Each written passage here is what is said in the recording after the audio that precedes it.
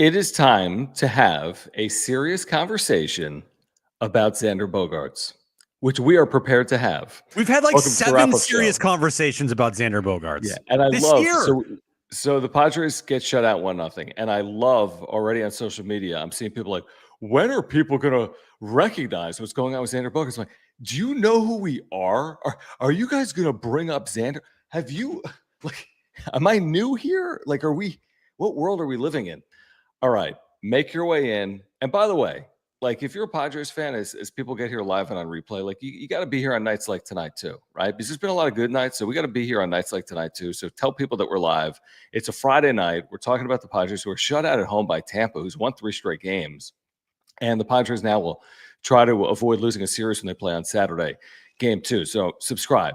Smash the like button. Follow us on X at John Schaefer at Jim Russell SD. Support the channel. Click the $sign below the chat box. We appreciate you. We'll get your super chats on screen if you want to control the direction of the conversation. If you just want to support our work, click the $sign below the chat box. Become a member by clicking join down below. Seasons are long. One game isn't determining anything, but it does feel like a nice night to just vent. They cannot score. It's deja vu 2024 postseason all over again. They have no players on this team. They are the walking wounded. And tonight exposed everything we've said for 10 days about Xander Bogaerts. You know, it exposed everything we've said for 10 days about Xander Bogaerts in one nutshell, in one 2-hour window. Everything we said came to fruition. How many times have I told you his defense has been subpar? It was the reason they lose. How many times we said he doesn't come through in the clutch? He didn't again. Is he the sole reason why they lose this game? No. But is he a primary reason why they lose this game? Yes. And it's just time for a serious conversation, Jim. Yeah. There's 2 ways you could look at after tonight's game, which is, I'm sure, the way that Schulte and everybody's looking at it. 17-9 still in first place in the National League West, I think. Right? I think. Maybe. I think they are. Yeah. You know, we're just going through a little rough patch, but overall, still one of the best teams in baseball. It's great. Well, you've also lost 5 of 8, right? You've lost 6 of 9. 6 of 9. Sorry, 6 of 9. You've now gone 25 straight scoreless innings here, dating back to Tuesday. Is that confirmed, by the way? I saw you. Is that accurate? 100%. The last time they scored was the second inning, thanks to an Elias Diaz 2-run home run. That's the last time they scored. Man, how fortunate were they that happened? I know. Tonight as a pitching staff, they were incredible. 17 strikeouts, 1 walk. Amazing. Are you serious? Amazing. Incredible. I mean, they were fantastic tonight. Michael King, once again, fantastic. Even though he went 5 innings, threw a lot of pitches, but he was, once again, really, really good. Continues to show why he is an ace frontline starter. And then the bullpen, again, shines again. They were incredible. You can look at it that way. Or you could look at it this way. This team is going to struggle when they are not fully healthy. And to expect any baseball team throughout the course of an entire 162-game season to be fully healthy for all 162 games is a stretch. It's a reach. It's just not going to happen. So you're going to have contributions from the others to step up when, things like this happen. And right now, and we talked about it on John and Jim today, nothing in the bottom half of this lineup inspires you at all. Like, not even close. Tyler Wade, no. Elias Diaz, no. Ornelas, no. Congratulations on his first hit, though. Jose Iglesias, okay, but doesn't bring any pop to the table. He's just hits for average. All right. Oscar Gonzalez, no. Gavin Sheets, he's been good, but again, to expect Gavin Sheets to do what he did to start the season for the season is a reach. The reason why he was also doing what he was doing is because he wasn't playing every day. And now he's batting against a left-handed pitcher in the 9th inning, down a run because you have no one on your bench, and he reached because he struck out and the catcher dropped the ball. Yeah. And so, playing Gavin Sheets every single day, you're going to see a lot of nights like tonight. You're not going to see what you saw at the beginning of the year. So that's the first part. Then you get to the top of the lineup. Can't fault Tatis for tonight. 2 for 4. Had that double in the 8th inning there. Manny Machado is struggling. Dang. Manny Machado is struggling for sure. He has 2 home runs on the year. He's what? 3 or 4 for his last almost 30, I think. He's 4 for his last 27, including tonight. So he's struggling. But we get to then Xander Bogaerts. Tonight was an awful game from Xander. No way. No, there's no other way around it. He had the error, the throwing error there that, was the unearned run that Michael King gave up, proved to be the game-winning run. And he had 2 opportunities in this game, one with 2 outs, another in the 8th inning, to drive home a run. He has 5 RBIs in the year, strikeout, and I believe strikeout. 2 strikeouts there? No, 1 strikeout. Yeah. Oh, 2 strikeouts. 2 strikeouts. No, I think it was 2. It was 2. I think it was 2. I know for sure a strikeout in the 8th. It was 2. It was 2. Strikeout both times in the game when you have an opportunity to drive in a run. You are paid to drive in runs. You were brought here to help the team win games, and you are doing none of that. Like, not even close, my guy. So this is concerning to me, and it's been concerning.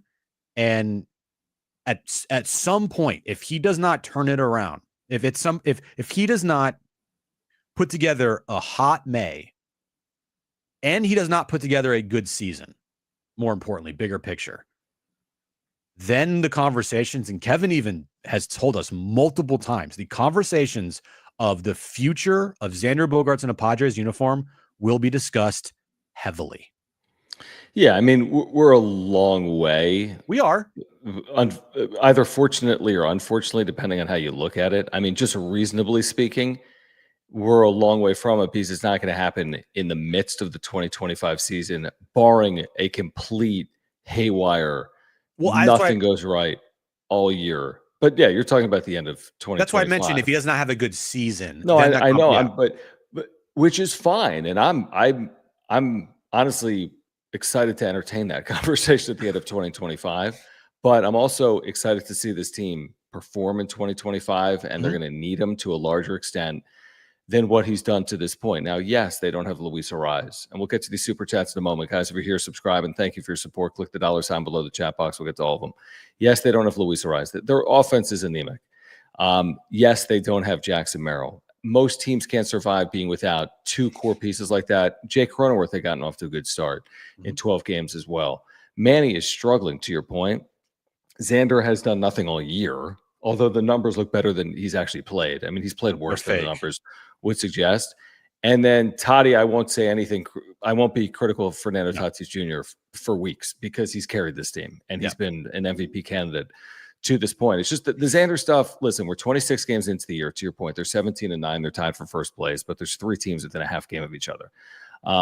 Xander's a huge liability, and I don't know how it got this bad, why this is playing out, how this is fixed, but you have to tell the truth here.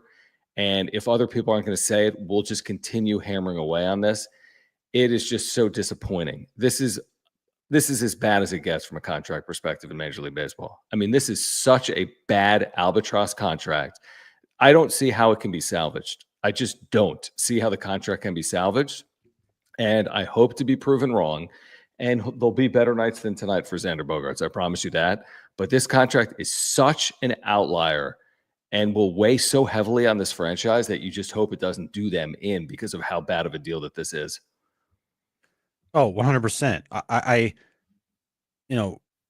When you have as many injuries as you have right now to key players, I tell you what, man, they miss Jackson Merrill so freaking much.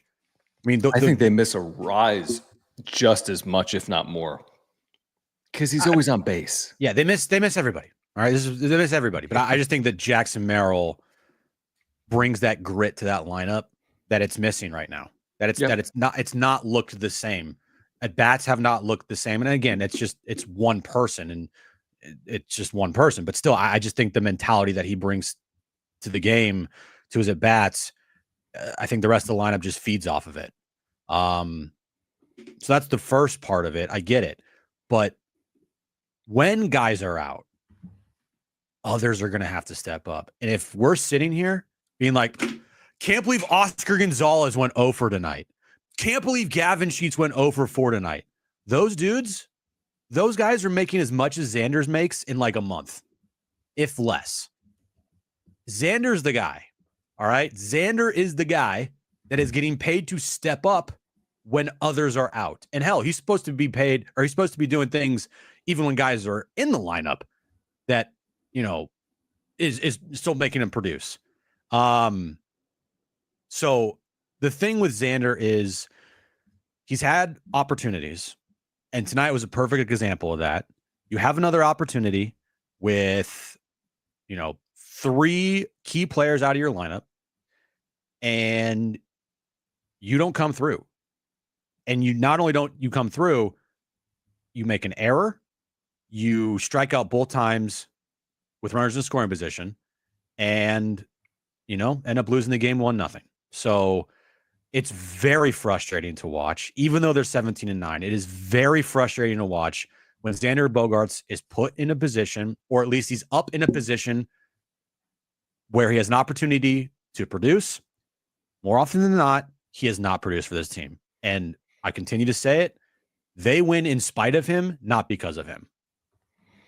Yeah, I mean, it's just, you know, I don't know how you really wrap your head around something that is as bad as this, because he's under contract for the next 9 seasons. I mean, I don't even know where you start with Xander Bogaerts, because he's not going anywhere in the short term. And truthfully, he might not be going anywhere after 2025, even if this year is more disappointing than the last 2. I just don't know what you can possibly do with that contract or that player, or where you play him. They've moved him. They move him up and down the lineup. He has switched positions. Nothing has worked.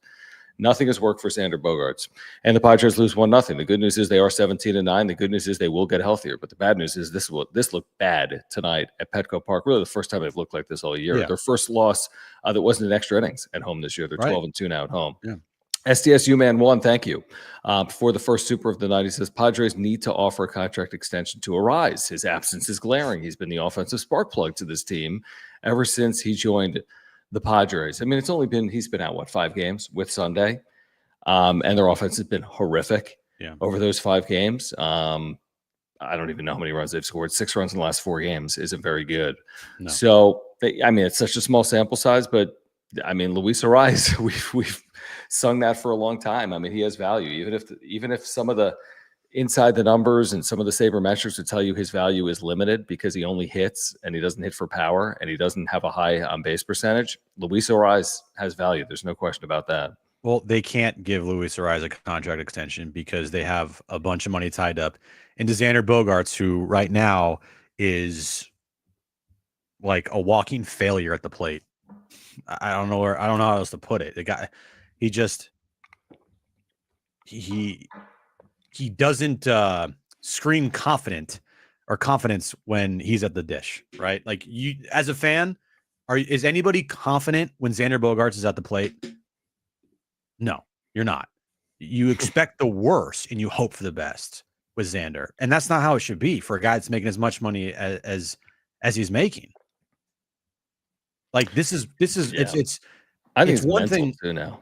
Oh, it's 100% mental, Especially with men in scoring position. Like, oh my God, so much failure, so much lack of success for such a prolonged period of time. You have to be thinking about it.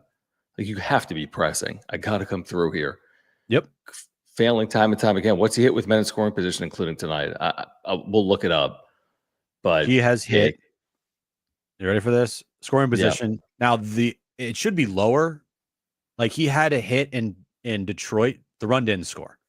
And that was technically. No, it shouldn't be lower. That's still a hit. I know it's still a hit, but I'm just saying, it's just like the way the things are going. Like, he got a hit to center, run didn't score. Anyway. Yep.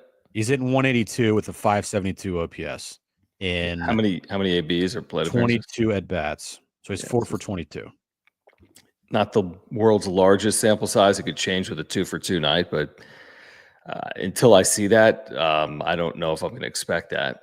The Beef, thank you for the very generous super chat. We appreciate you. He says it's not just X. This offense has no fire, and besides the mains are taking terrible ABs, it's clear Merrill, Arise are the heart. So sick of watching an El Paso team in the majors 10 days will be back and laugh. Hopefully. I mean, I think that's at least plausible. I think it's realistic. You'd have Merrill and a Rise back in 10 days, not Cronenworth. It's not a triple A team. I mean, the only reason that it looks like that for half the lineup is because of the injuries. No triple A team has Manny Machado or Fernando Tatis Jr. in a lineup. But yeah, I mean, it's exposing their depth or lack of depth has definitely been exposing. Shocker. What did we talk about all offseason? But I can't even blame. I can't blame that because what teams overcome injuries like that? I get it. You're right. I get it. But still, the pieces that they have behind the starters are all, I mean, there's a lot to be desired with the guys that they're throwing out there. Tyler Wade's of the world and, Oscar Gonzalez's of the world, Tirso Ornelas, you're like, I mean, when the team had injuries last year, granted, those names as well were like, oh, okay, but at least they performed. Yeah. It's so hard to come on like a show like this tonight and be like, Oscar Gonzalez, you have to do better. I mean, what? Why would I say that? I didn't even know if Oscar Gonzalez has spent one moment in the big leagues this year, and now he's a regular. Oscar Gonzalez is not going to sniff in his career what Xander Bogaerts is going to make this year. Yeah. So heavy is the head that wears the crown right now. By the way, I mean, I'd be, if it wasn't for the way Xander is playing, I mean, I do think it's fair to have a conversation on Manny. We've had a lot over the years. He oftentimes does start slower, and the numbers have certainly come back to earth for him. And it kind of coincides with their poor play. He didn't hit on the road trip. They go 2-4. They lose tonight. He did have that, what was it, a single tonight, right? Mm-hmm. But he's 4 for his last 27. They're 2-5 in those 7 games. I mean, who's picking up the slack? And you can't ask Fernando Tatis Jr. to do it every single game. He's not going to homer every single game. Like a double in a 2-hit night should be enough for Fernando Tatis Jr. He can't single-handedly carry you. You have to win home games when you allow 1 run. I mean, that's embarrassing. You have to win home games allowing 1 run. You cannot get shut out at home 1-0. Mm-hmm. That's embarrassing. And they've been shut out in back-to-back games after not getting shut out all year. So these injuries have completely added up. They have to get healthy or they're coming right back to earth. Yeah, I mean, you can say it. Manny's got to be better, right? But I'm not going to sit here and just rip on Manny for being in this, mini slump here over the last week or so. No, that's fair. Because you know what I know for Manny Machado is that he's going to at least put up around 30 home runs and around 90 RBI and hit 280 with an 820 OPS. Like, he's going to put up his numbers. What we do know is he's healthy. So healthy-ish. I know that his shin probably has a nice bruise on it from what happened in, Houston on past Sunday.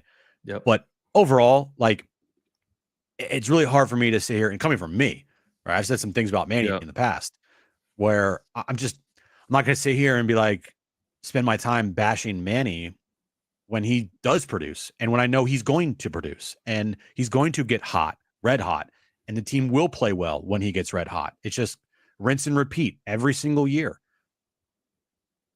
But with Xander, I will absolutely sit here and I will rip on Xander because he has done very little in his 2+ years here in a Padres uniform that equals winning baseball. It's just plain and simple. Is he, and not to excuse it, I'm asking the question because I want the answer. I don't care it is what it is, but is he damaged goods? Is he perpetually hurt? Is he just hurt right now? Is he old? Is it mental? What is it? What is it? How could you struggle like this? You can't say ballpark factors are the only factor. It can't be Fenway to Petco. I mean, other players have dealt with this. The Padres have a 21-year-old in Jackson Merrill that's hit a Petco, so Xander Bogaerts can't hit a Petco, right? I mean, none of it really makes any sense. This guy was, how many times have I said this? And this might not be accurate, but he was like trending for a Hall of Fame career through his time in Boston. Mm-hmm. Look up the numbers. So go Google Xander Bogaerts, Boston. Look at what he had done. Maybe it wasn't, it was at least arguable that he was pacing towards consideration for a Hall of Fame career. 2-time champion, had posted really productive numbers for a middle infielder. And he has fallen completely off the map since signing that deal. Why? What happens first? Xander hits a home run or Shador Sanders gets drafted. Should be Shador Sanders because he's going to get drafted tomorrow at like 9 a.m. He's going to get drafted, right? I know it's a joke, but still, like, or neither. Or neither. Because if Sanders isn't guaranteed to get drafted and Bogaerts isn't guaranteed to, I mean, he's hitting home runs. Let's not get ourselves. Kevin said this too, which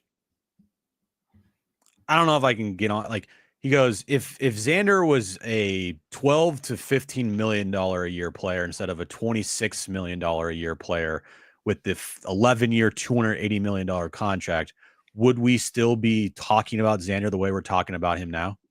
I mean, I kind of tend to believe yes, because he's been that unproductive. Yeah, it's hard to even think about that, because then you're just basically saying everything that he's did in his career in Boston, like, he didn't do. Because what he did in Boston, that's not a $15 million a year player. No. That's in the mid-20s. It is. It absolutely is. Maybe not. Definitely not for 11 years, 280. No, but 5 years, 125, easy for sure. So, like, it's hard to like think like that because of everything he did in Boston. You know what I mean, dude? I mean, he had an 814 career OPS in Boston. Like, that's unbelievably productive. He had hit 156 home runs. I mean, that's pretty freaking damaging. Like, that's pretty good for a middle infielder in baseball history. For a guy that was only 29 or 30 years old, you're telling me he's going to hit 300 home runs? Like, I'm thinking, man, this guy's offensive numbers are pretty incredible. And no, they're not. Or they have not been here. No. I just don't know where that player is. Someone needs to give me an explanation for what the hell has happened to Xander Bogaerts. I would love for AJ to take some truth serum and hear his true thoughts on what he thinks of Xander right now. Dude, I would love to hear that coaching staff, like when they're sitting around drinking like a kombucha, which they're probably not doing, or like, I don't even know what they're drinking, and be like they got to be like I want to hear the conversations between like Leaper and like Schilt. Be like, bro, this guy fucking sucks. Like, what's going on here?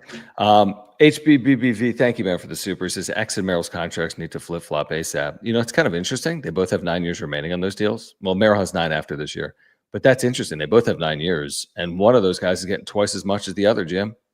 X is getting twice as much as Jackson Merrill over the next 9 years. Well, now Jackson Merrill's apparently hamstring injury prone.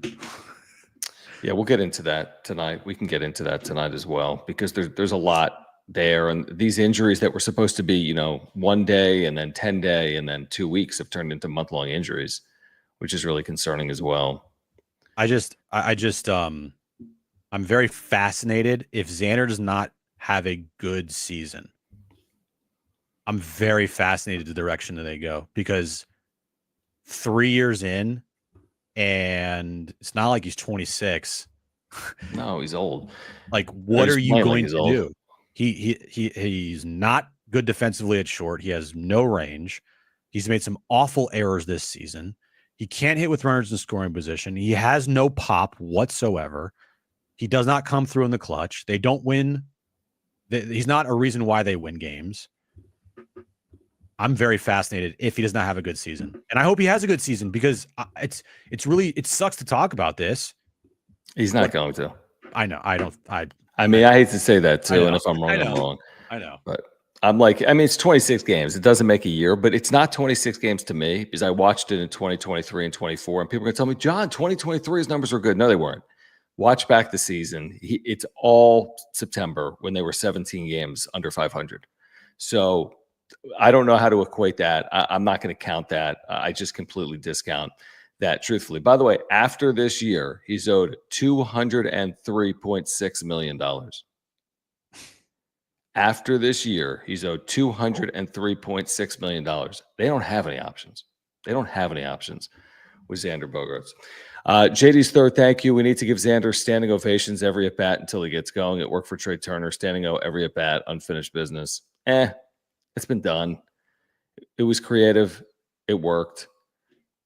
I don't know. It's not like everyone's going there with brown paper bags over their heads and booing this guy, you know, crazily. No, the team's Like 17 and it's 9. not because of the pressure that the fan base has put on them. If this was happening in Philadelphia or New York or Boston, it would be a lot worse. This is, if you are a slumping player, you'd want to play in San Diego. Absolutely, man. You're And the not. fan base is incredible. It's so supportive.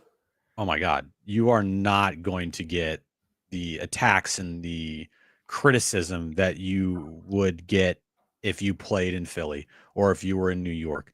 You're not going to see tomorrow in the newspaper an article about how Xander There's sucks. no column on that. No. No If anything, column. you're going to see nothing about Xander tomorrow. Correct. Well, I read Kevin. I mean, he's got laryngitis. He wrote a lengthy piece today about how they've stayed above water with the injuries, which is a fair thing to write. They were 17-8 heading into tonight. They had one of the better records in baseball, and they still do. But so I get it. I wouldn't write an article either like this team's done. I mean, and we're not saying that. We're just having the tough conversation about Xander Bogaerts because how could you not? How could you watch this team every single night and be as invested as you all are and not want to have a tough conversation about Xander Bogaerts? But I don't really know who's having that conversation other than us right now, truthfully. No, Mama, thank you. Says it's a weird night. All three teams get shut out. We talking about in the West? Yeah, Dodgers lost tonight to Paul Skeens and the Pirates. Giants, did they play today? Giants lost 2-0 to the Rangers. So yeah, everybody, and then Rockies lost, D-backs lost. It's not about that. No, it's not. You know what I mean? Like, because we're not like looking at the standings right now. We're just watching the team's performance, and we know that they're injured, and we're just asking Xander Bogaerts to, I don't know, help, come through, do something meme. Let's get back to this in a moment, Jim. I do want to remind our viewers about our friend Mark Nimitz at Farmers Insurance. He's actually texting with us right now. He's a diehard Padres fan, native San Diegan, has been with the channel since day one. That's 4 years on YouTube. If you have any insurance need, trust us. Get in contact with Mark. Auto, home, renters, life, earthquake. I've got homeowners, earthquake, and life insurance.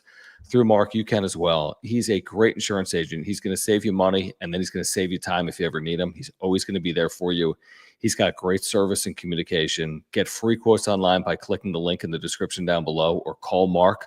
I promise you he'll talk to you about the Padres. He'll also talk to you about saving money on your insurance. So if you support the channel, please support our title sponsor since day one. He's been with us 4 years, Mark Nimitz at Farmers Insurance. Yeah, all his information is on that ticker below, mnimitz at farmersagent.com. When you reach out to Mark, let him know that John and Jim from the Wrap-Up Show sent you. I have a question for you. Yeah. Because I think we can both agree. I think everybody can agree. Xander's not making it through the remainder of his contract with the Padres. I got a better chance of benching 225 tomorrow. Right. Not happening. So the question is, what year will it be when the Padres say enough is enough and they just eat the remainder of his contract? It'll be sooner rather than later. Correct. But like what year? I go 2027. Yeah, I would have said that. That's 5 of 11. You'd still have to eat like 160. Yeah. And maybe you can get like 25 of that off the books from someone, maybe. Yeah. But yeah, I mean, even that, dude, that is, I don't know how the Padres stomach 160 in dead money. We bellyache about Hosmer, where they ate, I don't know, 3 years, Jim, of 20 million, something in that neighborhood. Yeah. Yeah. And that was horrific to have to deal with, but they kind of overcame it. Right. You're going to go 6 years of 25 plus. If John Sadler's willing or able to do that, or this ownership group can do that, wow. I mean, it would be pretty surprising, but I think at some point it's going to be enough is enough. And he's not going to get younger. I mean, are the numbers going to get better in year 8, 9, 10, and 11? No. It's not. his, when you sign a player like they did with Xander, what you're doing is you're hoping it's a long deal. 11 years is ridiculous for a lot of players out there. So what you do is when you do it, you make the argument and you convince everybody we're not signing Xander for year 7, 8, 9, 10. We're signing Xander for year 1, 2, 3, 4. And that's why we're paying a premium price, because we feel like we can win right now. And we feel like Xander the next 4 years while he's still in his prime, is going to help us win right now. And we'll worry about years 7 through 11 when 7 through 11 come. But if years 1 through 4 are awful, what says that years, 6 through 11 are going to be better? Especially when things change and who knows the dynamic of the team. And I still think the team obviously is going to be competitive because you've got still Manny and Merrill and Tatis locked up for a long-term contract. But like, you didn't sign Xander for years 6 through 11. You signed Xander for years 1 through 5. Hell, 1 through 4. And 2+ years in, it's been bad. Yeah, it's funny you mentioned that. I was just going to look up if I could find it, and maybe someone could put it in the chat, Bogaerts' future ZiPS projections, like how the contract projects out. I should be able to find it, but for whatever reason, I can't. Where's his 3? Here it is. So his 3-year ZiPS projection. Do you know, by the way, Jim, here's a side note. Do you know ZiPS is named for Dan Szymborski? Whoa. Pause. I'm what? 96.2% sure. Our long time. Is that according to ZiPS, by the way, your percentage of that? Exactly. I'm pretty sure ZiPS stands for Szymborski. If I'm wrong, someone tell me what ZiPS projection is. Why don't you just text him that? Because it's like midnight. Is the reason. Anyway, let's just look real quick. So, okay, ZiPS for 2025, Jim, has 32-year-old Xander Bogaerts hitting .262 with a .719 OPS, 13 home runs, 58 RBIs. All right? Okay. 262, .719 OPS. That's this year. 13 home runs, 58 RBIs. Next year, 257 with a 700 OPS, 11 home runs, 52 RBIs.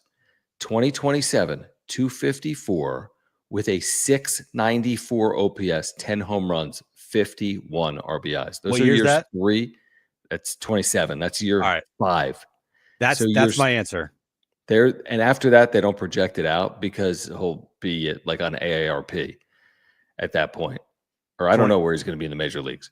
2027 will be the year that they cut ties with Xander Bogaerts. You think before or after the year?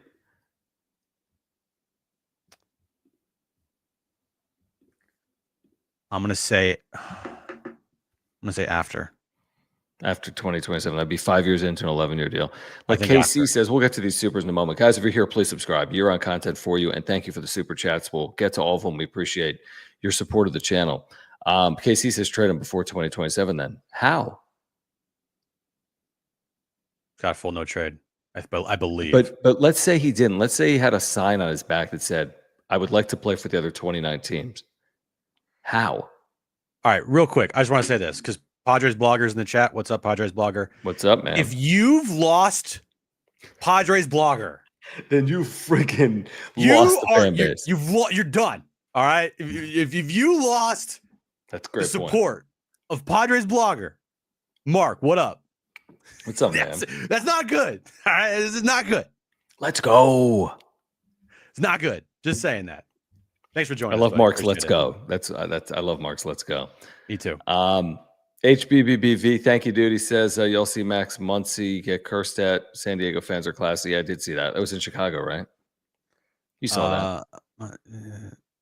Wait. It was after he's really struggling, and they lost those back-to-back games in Chicago, and a Dodger fan was yelling at him. You didn't see that? No. Yeah, it was bizarre. It's whatever. You can't one fan. Who cares? I didn't see that. It was weird. But yes, I think San Diego fans are a lot classier, obviously, in that equation. The beef, thank you. He's no Manny, but it's early, people. We're saying this about Manny last season. See where he's at in June. Yeah, here's a 20-second timeout. Timeout. Manny's track record in a Padre uniform is not comparable to Xander's. Like, Xander hasn't done anything like what Manny had done previously, except in a different uniform. Mm-hmm. So, like, now you're years removed from him being in Boston. Manny has done it every year. By and large, every year he's ultimately put up the numbers. Xander hasn't done it every year here. So why would we give Xander the same slack as Manny when Manny has proven he's capable of overcoming this type of adversity and Xander hasn't? Yeah, I said that at the start of the show with Manny. Like, yeah, does Manny need to be like get out of this slump to help this team win with all these injuries? Like, absolutely. But I also know Manny's eventually going to get out of this slump. And I also know eventually Manny is going to put up some big numbers and get hot and put up his damn near 30 home runs and 85 RBI, all withstanding him staying healthy and everything, right? But he's going to put up his numbers. All right.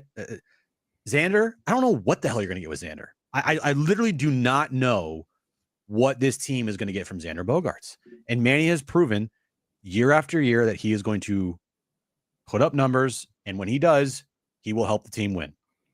At this moment in time, Xander does not help the team win. He just doesn't. He does too many things wrong, and he does too many things that hurt the team over the course of a season, and he does not help the team more than hurt the team. Listen, he's going to have, I'm confident in saying this. So he will have good games this year. Yep. Absolutely. Of course he will. He's a regular. There's 100-something games. I mean, he needs to have a number of them. He will have big moments for this team this year, and we'll celebrate them. This is just commentary in a moment in time, which feels to be a pretty prolonged moment in time, which is like 2.5 years of just disappointment when it comes to Xander. Of course, he's had moments in a Padres uniform. Like, that is true. There have been moments. He's had good stretches. He did. April 2023, September of 2023, second half last year, although he hit for no power. But, I mean, you're going to have to do something more than what he's done. And I know it's 26 games, not 126 games. It's a completely different conversation at 126. I mean, if we were having these same conversations at 126, he's got 29 RBIs and 3 home runs. Mm-hmm. I mean, that's crazy. That's like, I'm not willing to be like, everything is over, even though that's kind of how I sound here tonight, but it's just disappointing. Yeah. And this is, by the way, if someone's watched this being like, guys, do you know they're 17-9? This show this is about Xander. This is about Xander. This is not tonight. I'm like, this is not good. Like, with all the injuries they have, you're bound to see lineups like this and you're bound to see games like this, but you also are looking at your star players still in the lineup expected to produce. And Xander, perfect example tonight. He's up in situations both times with runners in scoring position. He strikes out both times in a 1-0 loss. And oh, by the way, you had an error earlier in the game that led to an unearned run. So, like, how could we not sit here and be like, the Xander conversation is going to get louder and louder and louder unless he produces. And if he doesn't produce, and when this team loses, I could bet you we're going to look at losses this year, and we're going to be talking a lot about Xander during losses, because right now it's just ugly. It's just bad. Yeah, like, listen, like, some of their starting pitchers have nice numbers. Like, Tampa, despite coming in 11-14, we talked to the radio guy today. Like, their overall year has been fine. Their offense has been decent. Their pitching's been decent. Their track record speaks for itself. I mean, it's a fine organization. They're not anemic. And they just won a series in Arizona. So, and this isn't about winning every series they're 12-2 at home, and they're 17-9. You're right. I mean, there's been a lot of good here in 26 games. It's just, you look up and you lose a game in this manner off an off day. It just, I don't know. It's frustrating. And a lot of it is going to center around Xander Bogaerts on a night like tonight. I want to get to the health of the Padres, Jim, but first I do want to remind our viewers about our friends over at Mova Globes. If you use promo code PWS10, that's PWS10, you're going to get 10% off one of these bad boys, these puppies. They've got all 30 teams officially licensed, including the San Diego Padres, but you might be a fan of, who knows, maybe the Tampa Bay Rays, and you're watching this live or on replay. They're available for all 30 teams. It is a great gift idea for the baseball fan in your life. For someone that's got everything, they would love this. It spins automatically with artificial or natural light. They are tremendous gift ideas, great for a home or work office. Get 10% off. Click the link in the description down below. Use promo code PWS10. Yeah, use PWS10 promo code to get, was it 20% off? I'm sorry. I'm an idiot. 20% off. PWS 10. I know, 10% off. My bad, not 20% off. 10% off. A Mobile Globe today. It's great for a bookshelf, great for a desk at work, great for a desk at home, great to just have one in general. Pick up a Mobile Globe today. Use our promo code PWS10. Couple of things on their health, Jim. And again, if you're here, please subscribe. If you're here, thank you for the supers. Click the $ below the chat box. We appreciate you. We kind of did the I don't know, like the detective work on Jackson Merrill's health. Mm-hmm. And what we learned, and it wasn't very hard, is that he went on the IL in 2022 as an 18-year-old due to a hamstring in the minors. He went back in the IL in the Texas League playoffs in 2023. Didn't play in the Texas League playoffs because of a hamstring. Right now, he's on the IL with a hamstring. He has suffered a hamstring injury in 3 of the last 4 years. He's only 22. I mean, he just turned 22. Within this past week, he has suffered hamstring injuries as an 18, 19, and 21-year-old in either minor league or Major League Baseball. Cause for alarm? I mean, I'm certainly concerned about it. I don't know if it's cause for alarm, but they're obviously being cautious. That has to be a part of it, his age and the fact that he's dealt with it previously. And we did the math on it today, Jim. I mean, he's going to miss 4+ weeks, and it could be more like 5+ weeks by the time he gets back on the field in the major leagues. Yeah, the longer he's out, the more concerning it is, just from the simple standpoint of like, if this from the jump was a just day-to-day injury and then it turned into now a month plus, I don't like it. And I hope that it doesn't turn into a just like a nagging injury. He is so freaking important to this team. It's not even funny. And if you're dealing with a nagging hamstring injury for the entire season, I mean, great. That sucks. Now you could look on the flip side and maybe knowing his hamstring injury, because this organization is not stupid. They know what he's dealt with in his career as far as injuries go. So because of that, maybe they're looking at his hamstring history and taking it a little slower than normal, just because they don't want anything to flare up here or show up here once he does return. Because obviously the ideal goal is like, once he returns, he's healthy, he's ready to go, and you move on from this hamstring injury. The last thing you want is him to return and literally tweak it the first time he's running down the first baseline. My concern is like his game is predicated on speed. He's so young. He plays center. He's never going to be a Manny, let me run 80% guy. Like, it's worked for Manny. I'm not being critical. Like, that's more or less smart. It's more or less like he can't play at a different level other than 100%. Yeah, he's like Johnny Hustle, like in the actual like true sense of like the term. Like, he's going to go. I mean, he's going to steal bases.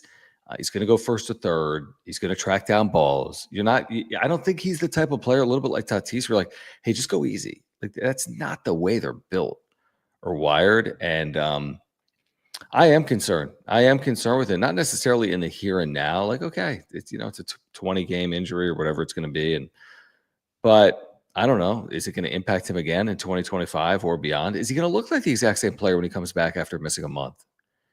I can't answer it. He was off to a great start. It was only 10 games with 3 home runs, 10 RBIs. And now it'll be hard for him to play 140 games. He's going to miss 20 at least.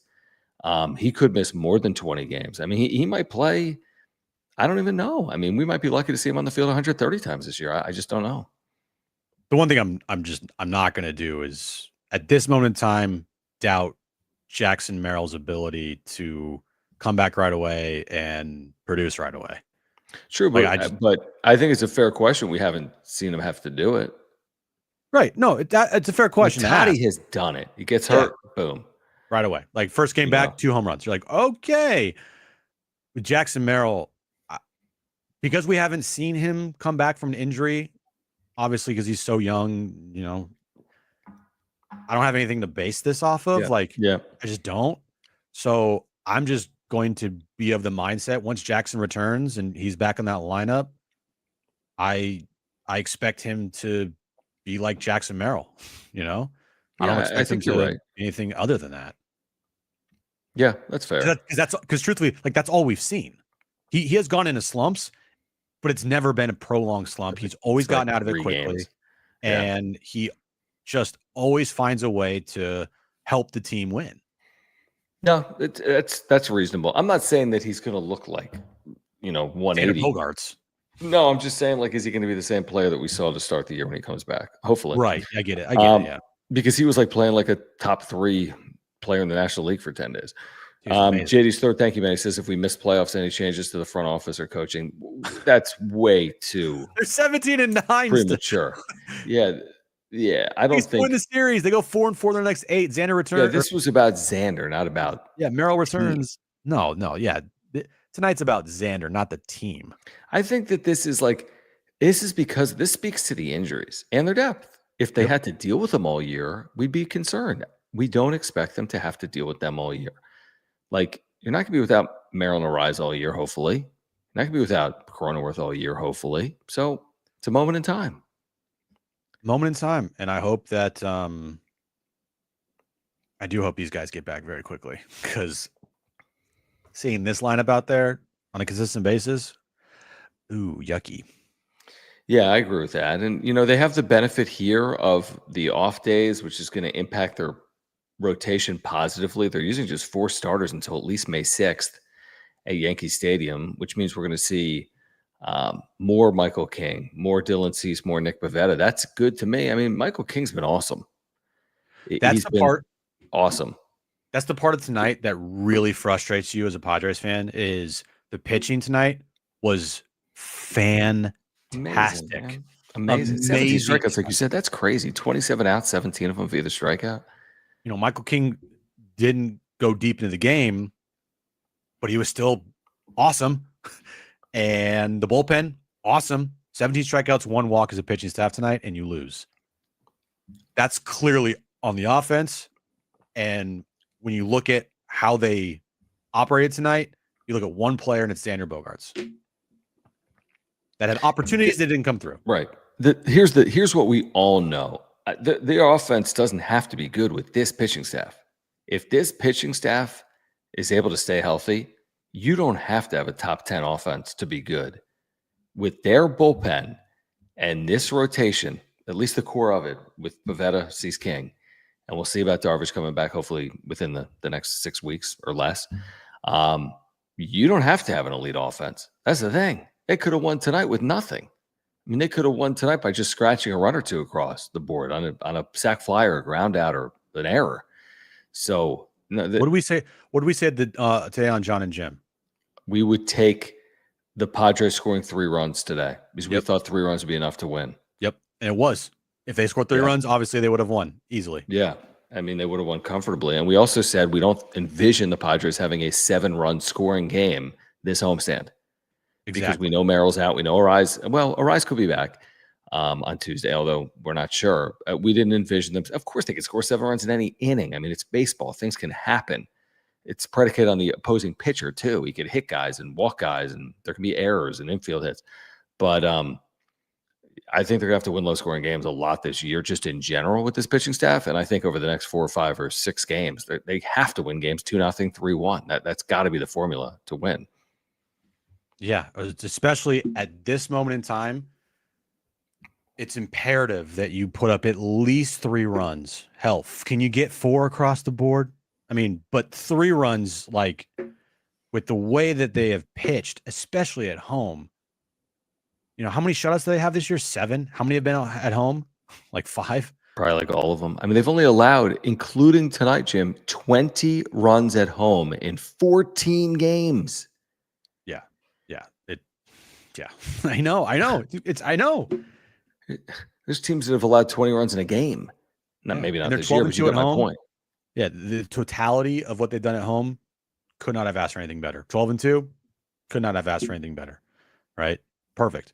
But these are the nights where you're like grinding your teeth and you're like, man, we wasted an opportunity there. Wasted an opportunity with the great pitching that we got from our staff tonight. And we had it's not like they didn't have opportunities. They did.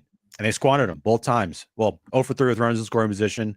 But Xander's the clear culprit and the person that you look at first as to, kind of who you blame on for tonight's game. I mean, that is truly crazy to your point that they have now gone 25 consecutive scoreless innings. I mean, I get it. No Merrill, no Arise, no Cronenworth. We've tipped our cap in back-to-back games, by the way, because I listened to Shill post-game. We've tipped our cap now Oh, in back-to-back games. And, you know, I think they've faced some guys coming off good games, but the dude who was it? Reese Olson the other day, his numbers are okay. And, you know, Boz for Tampa, I mean, this guy's not going to win the Cy Young in the American League. You know, he was more than effective, obviously, tonight. Every so often, thank you, man, for the super chat. Guys, if you're here, please subscribe. You're on content for baseball and Padre fans. And thank you for the super chats if you're here live. And thank you for the super thanks if you're here on replay. He says, need the boys to come back from the ouchies, period. Yes. Like that's the most important thing. We can harp on Xander all night long. I don't care if Xander hits. I'd rather have Merrill and Arise back than worry about Xander for the next, 3 months. Yeah, if Xander's going to be, if this team's going to be healthy, Xander's hitting 6th in this lineup, at that point, how many true opportunities are you going to be getting in games? And you're going to get a couple eventually, obviously, but like it's not as glaring when you're 6th in the lineup but it's absolutely glaring when you're cleaning up and you're in the 2 hole as well, because that's what he's been the last week and a half, 2 weeks plus here with all these injuries. And listen, I agree. The umpiring commentary in the chat, I agree with. Awful, but we yeah. talk about it. We talk about it 55% of losses, right? So 50% of the time when the Padres lose, umpiring is a story. When they win, it's never a story, by and large, because they won. Right. But 55% of the time when they lose, we're going to talk about umpiring. It's part of it. There's no automatic balls and strikes. I tweeted something. I'm like, challenge the Bogaerts strikeout. I mean, it's 2 strikes. You should be swinging at it. I didn't think it was a strike. And there's messed up the entire bat for him, because now he's thinking, I got to protect if any ball's down low there, because the guy just called strike for that. And then he's fooled because it goes right down the middle. Yeah. And what are you going to do? I mean, it's not the first time they're going to run into poor plate umpiring. There's literally poor plate umpiring every single game. Every night. I think it'll be better next year. I do. I think it'll change the game drastically. But guess what? That's next year. And it's not this year, unfortunately. Jim, can you pull up your app, the brand new app that you just downloaded on your phone? Because I've actually been thinking about doing one of 2 things tomorrow.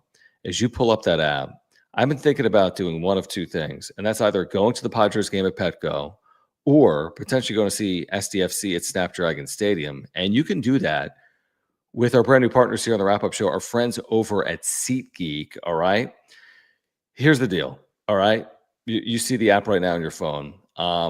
Everything you could possibly want is available for you right now at SeatGeek. So if you're looking for tickets for this weekend, if you're a Padres fan, maybe you want to see SDFC, maybe you're into concerts, whatever it is, it's all available on SeatGeek, which, by the way, is Major League Baseball's official ticket marketplace.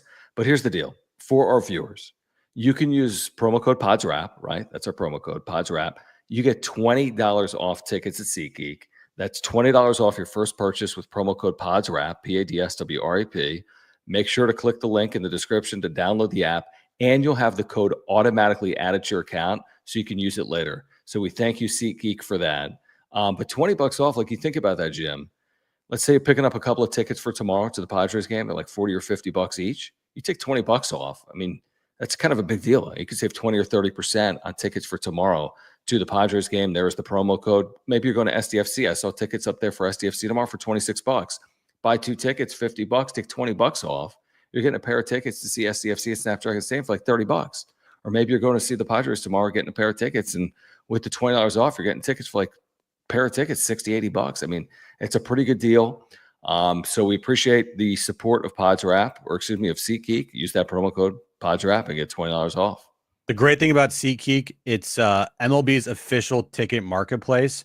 Tickets are fully guaranteed, instantly fulfilled in your account after purchase. The thing with SeatGeek, which is awesome as well, it shows the tickets on a scale of 1 to 10, so you know that you're getting a good deal. Obviously, look for green. Green means good. Red means bad. If I'm looking right now, a couple of these seats right here, section, 129, amazing. So it will tell you what tickets are good, what seats are bad, and very easy to navigate. Use our promo code PODSWRAP for $20 off tickets at SeatGeek right now. That's $20 off your first purchase with promo code PODSWRAP, PADSWRAP. Yeah, pretty cool. Padres, STFC, concerts, sports, festivals, more. Use that promo code, and excited to be working with SeatGeek here on the wrap-up show. What else today? We heard from Annie Halbrin that Luis Ariz had was it a tough or rough day yesterday? Either or is fine. Tough day. Rough and tough. I don't know. Rough and tough day. He's dealing with the ramifications of the collision from Sunday. He's eligible to come off the IL Monday. They don't play until Tuesday. I don't know if he will or not. Brandon Lockridge, like Jackson Merrill, expected to go to Arizona for some sim work to get work in before being activated. So you're talking about Lockridge and Merrill, the Hammy Bros, going to Arizona to get work in. You're talking about Ariz maybe coming off once his symptoms are cleared.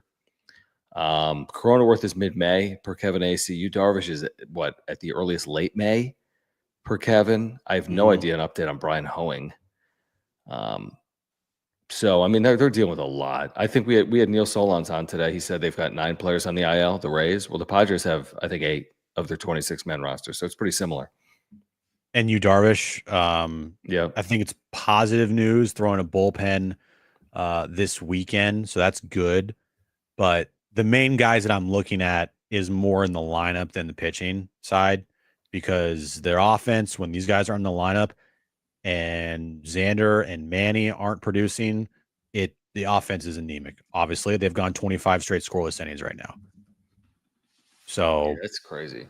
Yeah, you need these guys back in there, and it will be interesting. Another injury to watch, Mason McCoy, as he got doubled off at first base tonight to end the game. That's right. Like immediately I go, did he break his finger? He may have. He may have broken his finger. Yep. So now what do you do there? Like where are you going there?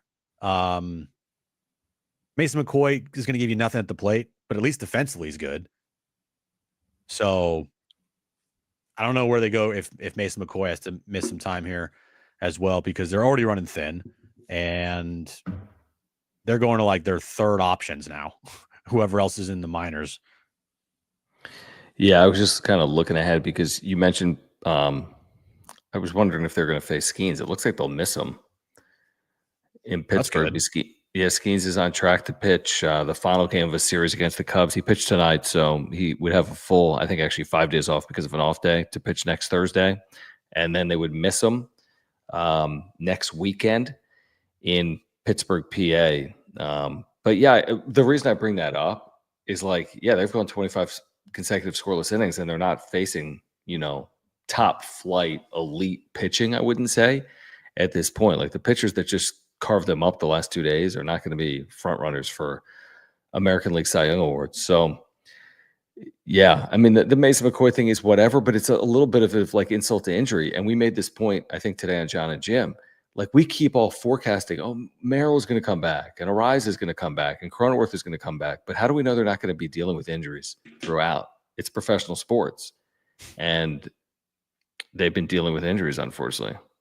Yeah, and while Mason McCoy is not going to light the world on fire at the plate, he's still a trusted depth piece of this team because defensively, he's really good. And is this serious or a joke? Can we all stop defending? Who's defending Xander? Who? Padres News, follow up in the chat. Are you talking about Padres fans? Are you talking about John and Jim? Are you talking about social media? Is there a specific person you're referencing? Because maybe you're just joining us an hour into the show. We spent 30 minutes criticizing, that's putting it lightly, Xander. Who's defending Xander Bogaerts? I don't know. No one is. No one, there's nobody defending Xander Bogaerts. So I can tell you that right now. And if there is, they don't really mean it. Right. Like I said, Padres blogger, Mark, we love you. If you lost Mark, all right, that's a bad thing. 100%. Like once you've lost Mark and Padres blogger, you've lost the room, dude. You really have. You can't lose Mark. Now, Mark will be there. The next time Xander's got an RBI double down the right field Absolutely. line, Absolutely. let's go. And That's you great to should be, go. and everyone should be.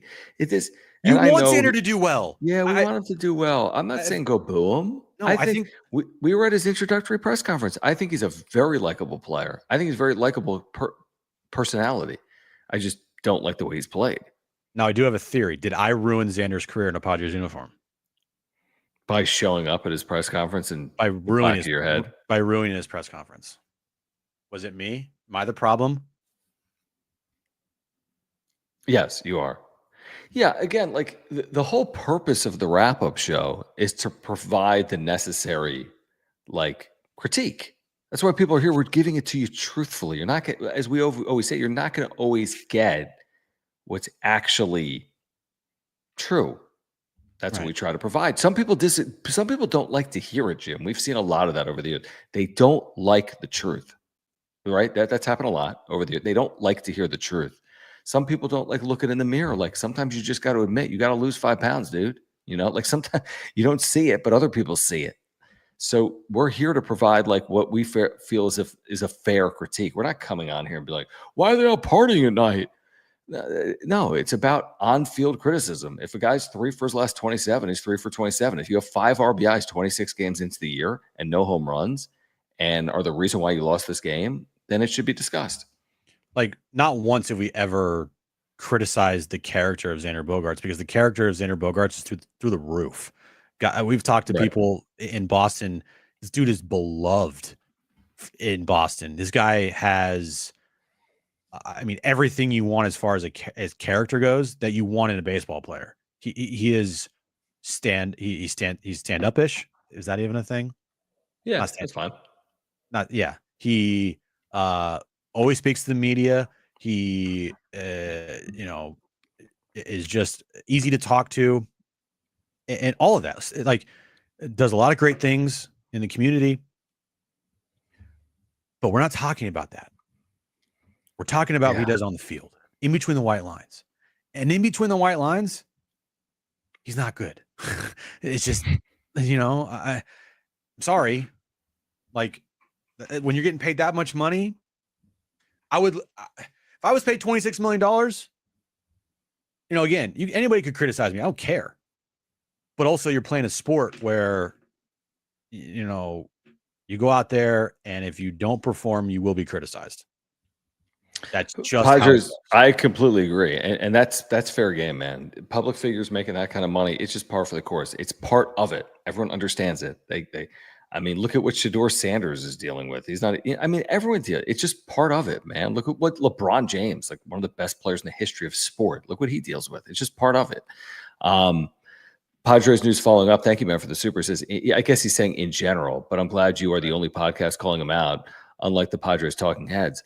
I mean, I'll be honest with you, Jim, that kind of surprises me that there are those that would be singing his praises or coming to his defense, because I'm not going to go die on that hill.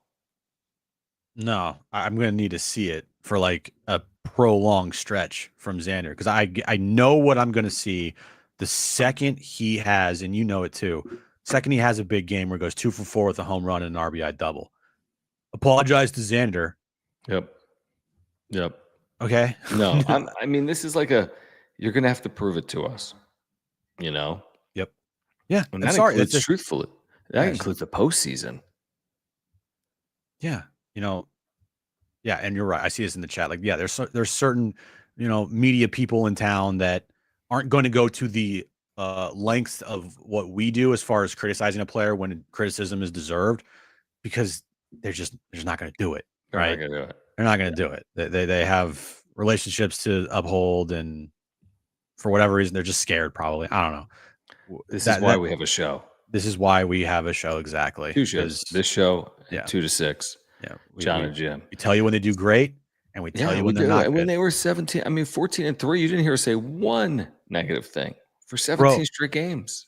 We were like, well, greatest team. Like literally, like, it's just, it is what it is. Some people don't get it. And I'm not here to always, I'm not here to be fanboy.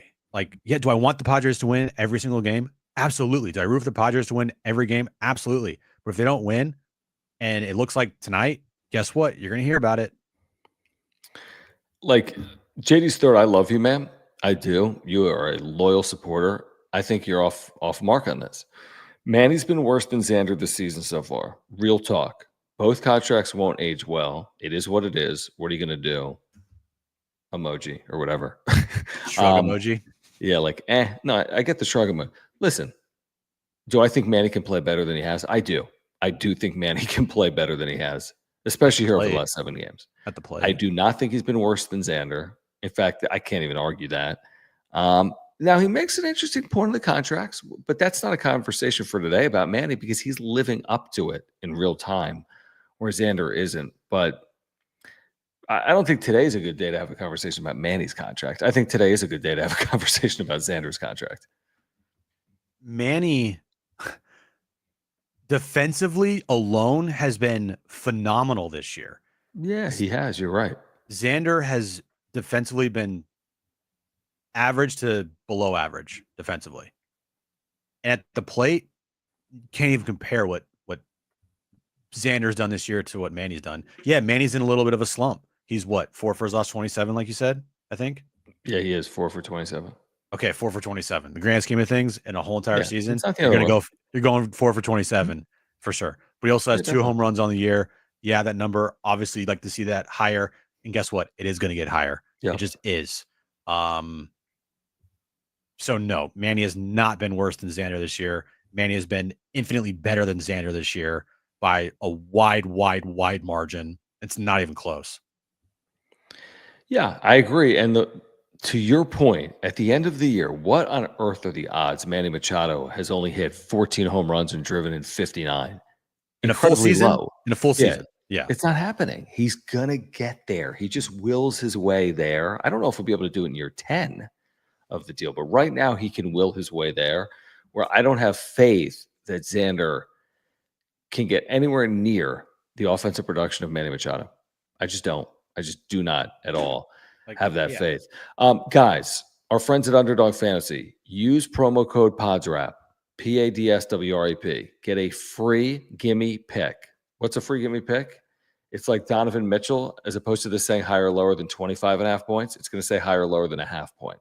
Oh. Plus, you're going to get a free 50% deposit match up to $1,000. It's their best offer ever. You can play across multiple sports. For example, we can play Donovan Mitchell higher than 25.5 points, Cleveland at Miami tomorrow. We can also say, hey, Dylan Cease higher than 6.5 strikeouts as the Padres look to bounce back. And hey, Nando's due for a home run because nobody else can score. So if those 3 things happen, $10 pays $110. All right? 11 times your money. You can flex this and still win just by getting 2 out of 3 right. That's how easy this is. Let's say they beat up Ryan Pepio and he allows more than 2.5 runs. Ryan Pepio, baby. And then all of a sudden your $10 turns into $204. So the more you play, the more you can win. You can win 1,000 times your money in a single night. You can play across all sports, including Major League Baseball, NBA playoffs, NFL when it returns later on this fall. So no better place, simple and easy. Underdog Fantasy. We've had some huge winners over the years. You can literally win 1,000 times your money in a single night.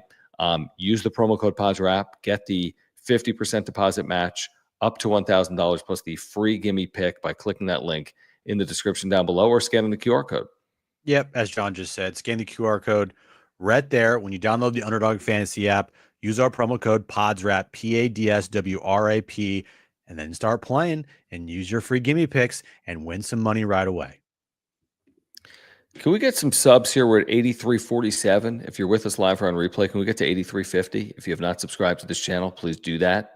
We have almost daily content for you, whether it's the wrap-up show or John and Jim, and we do it as well in the off-season. So postseason, regular season, spring training, off-season, we are here for you. If you have not subscribed to this channel, we know who you are. We're talking to you.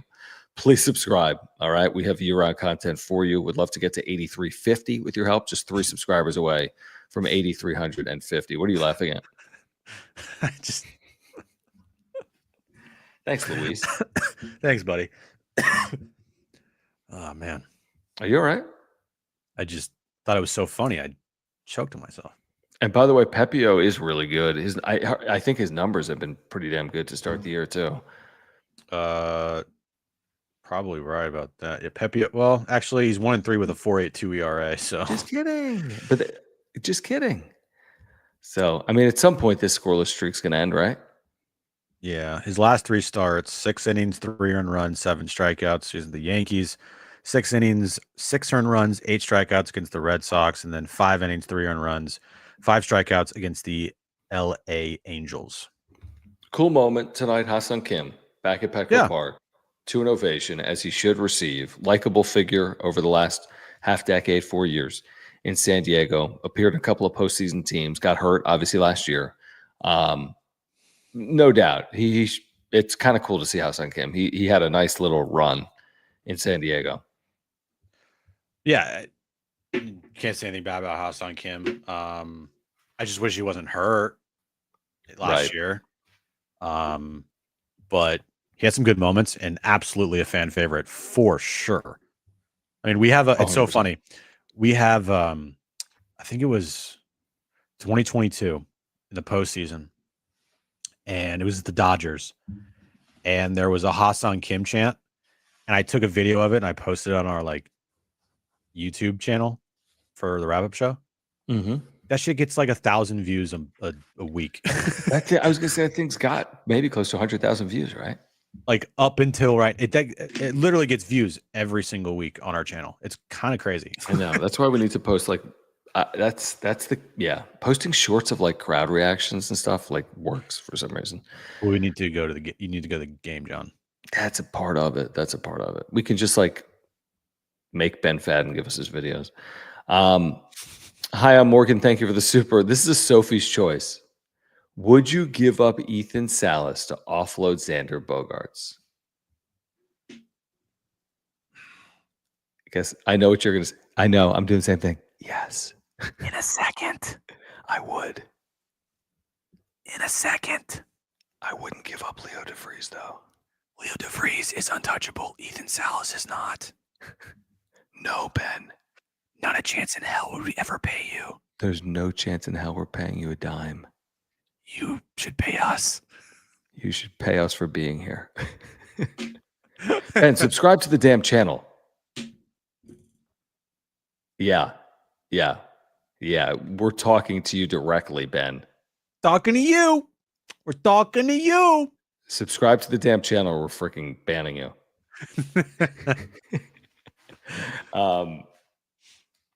I was watching something from Ben today or yesterday. I forget what it was, and it was well done. So subscribe to his channel once he subscribes to ours. Oh, he has subscribed, Jim, you idiot.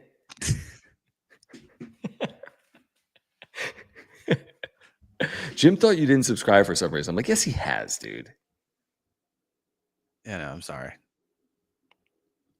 Oh, yeah, he can't even freaking comment if he's not a subscriber, you moron. Sorry. Freaking Ben, this is what I deal with every day. So here, to make up for it, subscribe to Talking Friars. Yeah. And when you subscribe to the wrap-up show. Don't subscribe too much to his channel. Only a little. Oh, wait, hold on. Before we go, since Ben is here, Ben, I'll pull you up on screen right now. What are you talking about on the on-base streak, dude? You got me heated. Oh. Ben. I'm not saying nothing. Toddy had an on-base streak end in Detroit. 22 games or whatever it was. It was a very good on-base streak. He went 0 for 3 and reached on there. Or whatever it was. 0 for 4 reached on there. And Ben's like, he was on base. No, man. That doesn't count for on-base percentage. You can't benefit from an opponent miscue. Are you going to give RBIs to guys that ground into double plays too? Are we just going to let's just give everything away?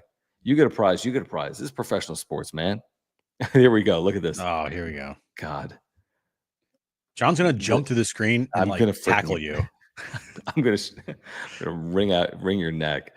Thank you, Padres News. Appreciate you, man. Love you. Thank you, buddy. Appreciate it. Appreciate that. I love I'm just talking to Ben's handle. Yeah, just talking to a screen. Oh, here we go. Xander has spoke tonight, by the way.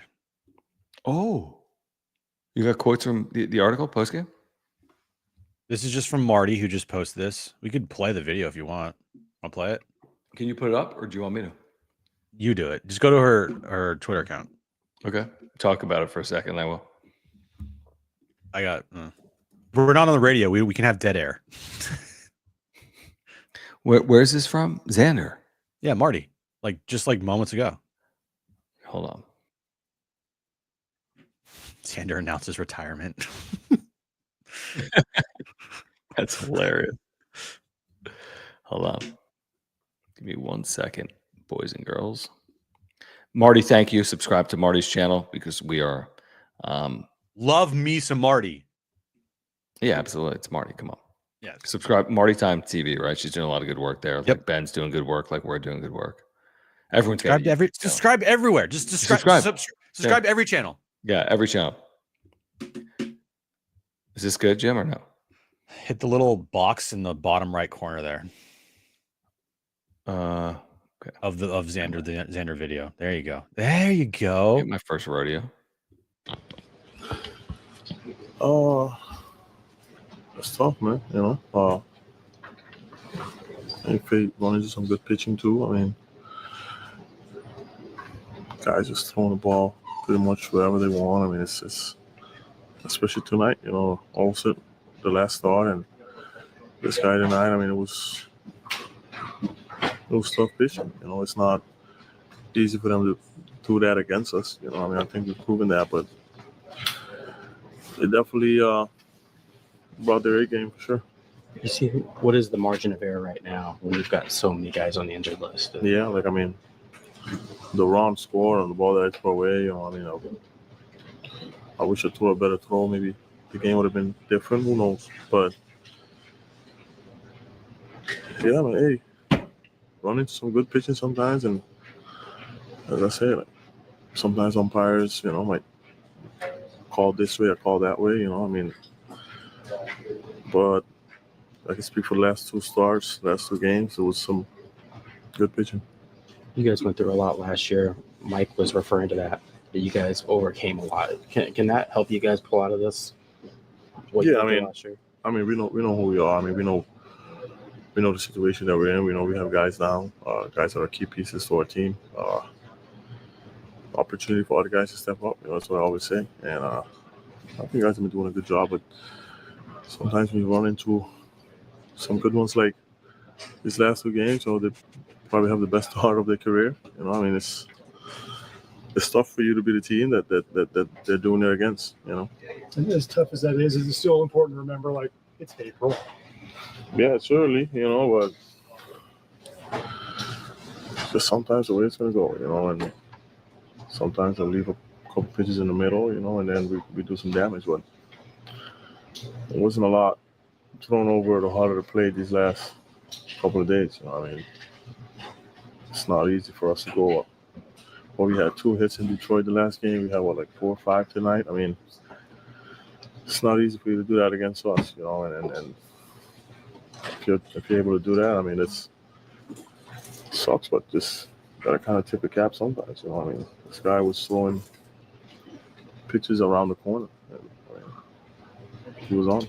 You started the season really good at bats, really hard hit balls. What's it going to take for you to kind of find that again right now? Maybe a couple bloops, you know. I should do it. So normally when I make some errors, that means the bat's coming alive. So I know it's weird with me like that, but that's just how I've always been throughout my career. So I'm not saying I wanted to make an error tonight, but probably a sign for good things to come, you know. And it sucks that was the only run because of me, and got to come back tomorrow and do better. Even with the injuries, are you surprised the streak has reached 25 innings, 25 scoreless innings? Yeah, yeah. I didn't know it was like that, you know. I definitely didn't know it was 25. I mean, you guys watch the game, man. I mean, they ain't throwing up cookies up there for us, you know, and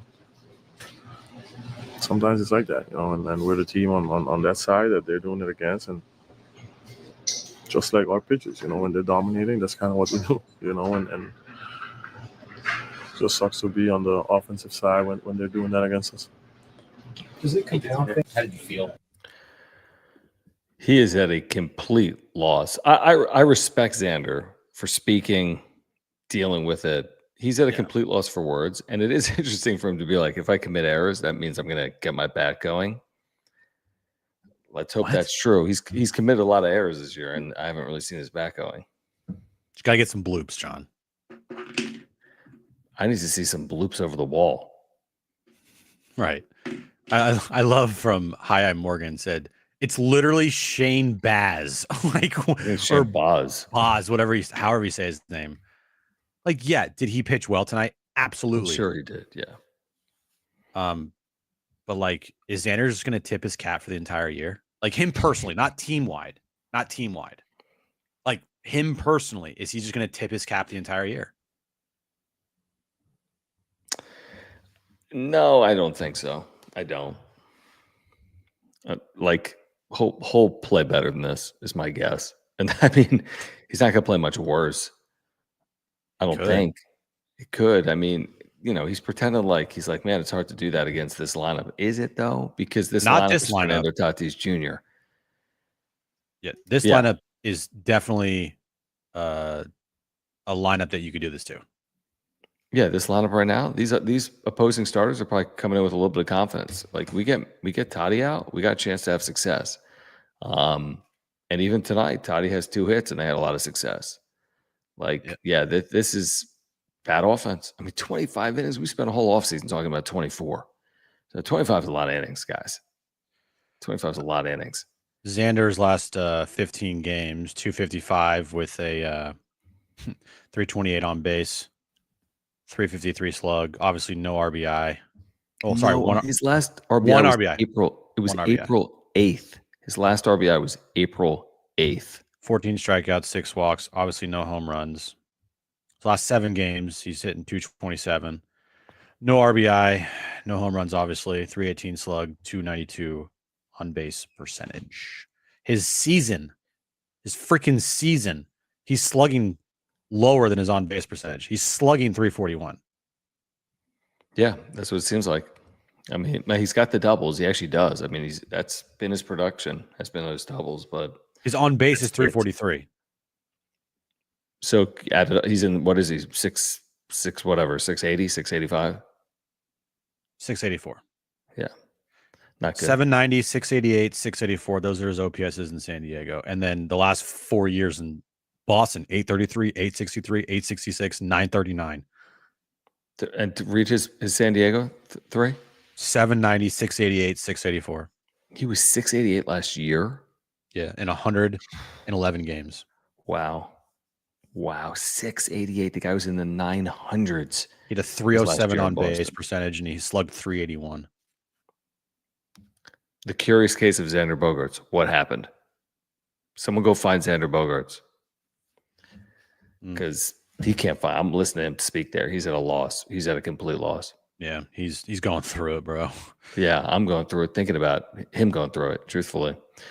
All right, guys, we've given you a 90-minute show, essentially. Padres are still 17-9, which is encouraging, but they got to find a way to freaking score early tomorrow. You can't have this continue to weigh on you. I mean, you can't look up in the 4th inning and be down a run or in a scoreless game. I'm sorry. Like, you're going to have to score. You got to score early tomorrow off Ryan Pepio in game 2 of that series at 5:40. We'll have a wrap-up show for you on Sunday night, right around 9:30 p.m. as we typically do, recapping this series. Hopefully the Padres can find a way to rebound and win this series. They certainly need to win at least a game in this series. Hopefully they can win this series by winning the next 2 days. Please support our partners, Mark Nimitz at Farmers Insurance. If you have an insurance need, click the link in the description down below. Get free quotes. Humul Casino, thank you for your support of the channel. Mofa Globes, use promo code PWS10 and get 10% off. Click the link in the description down below. SeatGeek, brand new to the channel. Use promo code PODSWRAP and get $20 off your first order at SeatGeek. Click the link in the description down below. Underdog, use promo code PODSWRAP and get that free gimme pick and a 50% deposit match. Correct. Yes, John? That's exactly right. That's how you do it. Yeah, I mean, yeah. That's how you do it. That's how you do it. Yeah. I'm just looking real quick if there's any other comment of interest. Yeah, they're 17-9. Everything's fine. Everything's fine. Yeah, they're not. The sky's not falling. Because it's dark, his globe. If it's in the sun, it'll be spinning. If there's During the light- day, it spins. Not at nighttime.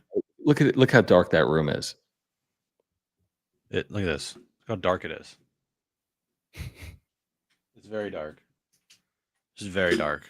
Just show like this. Here, let me do that too. Hold on. Reverse the. It's not that dark. It's not that dark in here. I got a light on over there, so and a light behind me. So anyway, all right.